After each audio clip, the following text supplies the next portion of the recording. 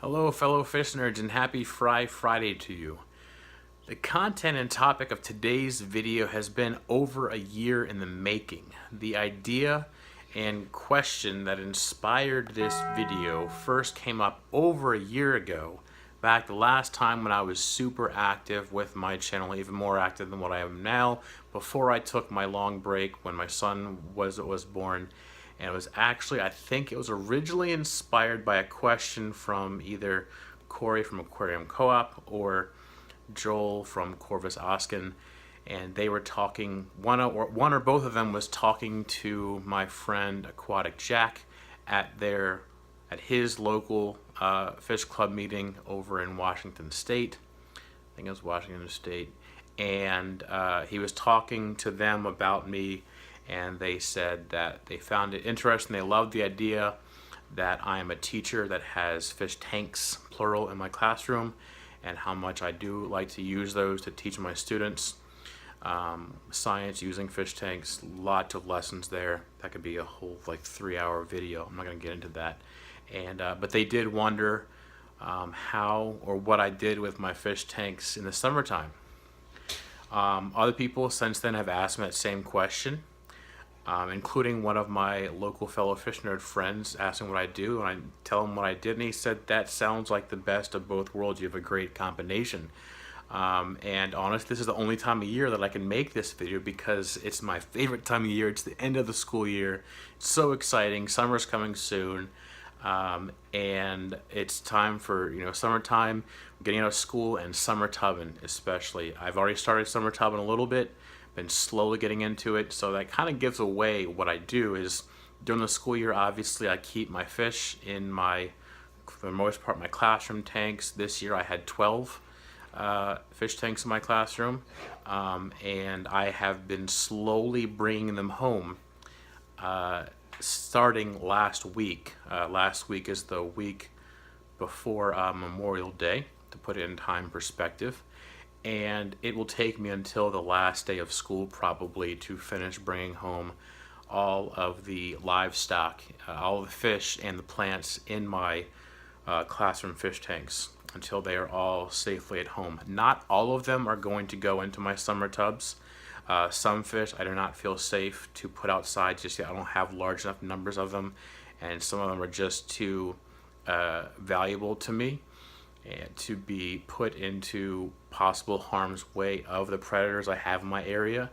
The predators I have in my area, there is a cat on my block, but I've never noticed it in my driveway, and I have a lot of floating plants to where the cat can't see through, can't see the fish. There are birds that fly over, but the closest heron is at a pond, and it's much bigger fish for it to fry over there, much more bang for its buck.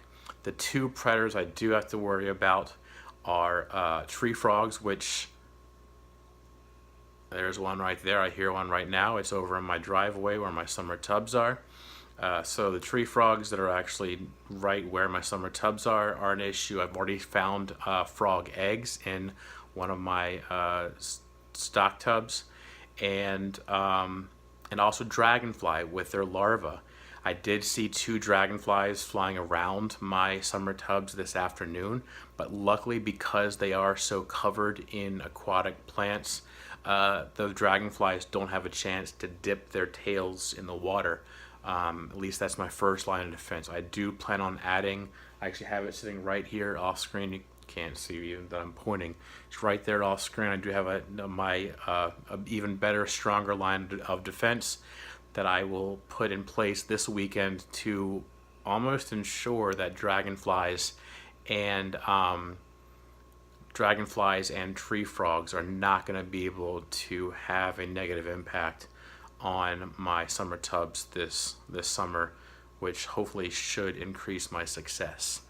So it kind of gives it away a little bit what I do, but I made this video a little bit artsy and creative as a way of telling us the story and answering the question in a fun way to answer Joel and or Corey and other people's question as to what do teachers do that have fish tanks, what do they do with their fish in the summertime. So, found the answer, Stay tuned. I'll see you on the other side. It's Mr. Science Geek. I hope my tanks don't leak. If it's information that you seek, be sure to tune in each week. And my videos take a peek. My singing and my jokes really read. So here's one of the many strains of guppies I had in my classroom this past school year. This is the red tuxedo koi guppies that I featured in last week's video that I traded with a local fellow fish nerd friend. Uh, and he got them from King Lee at Twin City Guppies.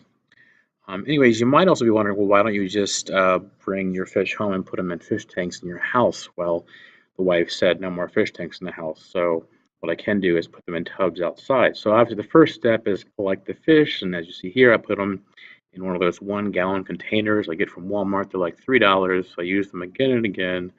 I actually need to get some more because I keep on losing the tops of them, the lids.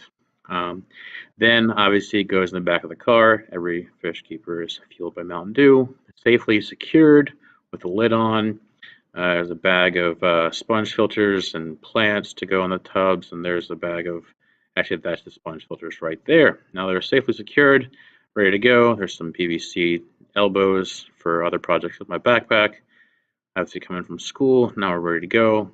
Yeah, get a picture of that because that's the cleanest the back of my car is ever as far as being lack of stuff in the trunk. When I get home, arrive home, obviously open the trunk and get the fish out. Due to the way that I pack things, they arrive there safely, not jostle around too much. A little bit of shaking of the air helps to increase the oxygen content in the water, which is all good. Go put the plants in. I couldn't grab that one just yet because my hands were full. Bring them to one of my summer tubs, move around some of the duckweed. As you see, there are some fish already in there, but these are just regular orange or whatever red platies, so they will not interbreed. There are plenty of these guppies. I'm not really too worried about the fry being eaten or them eating the platy fry. Anyways, that answers the questions of what do I do with my fish in the summertime? They go on my driveway and my summer tubs for summer tubbing. So be sure to stay tuned for next week's video. If any questions or comments, put them below in the comments. So until next time, stay tuned and stay fishy, people.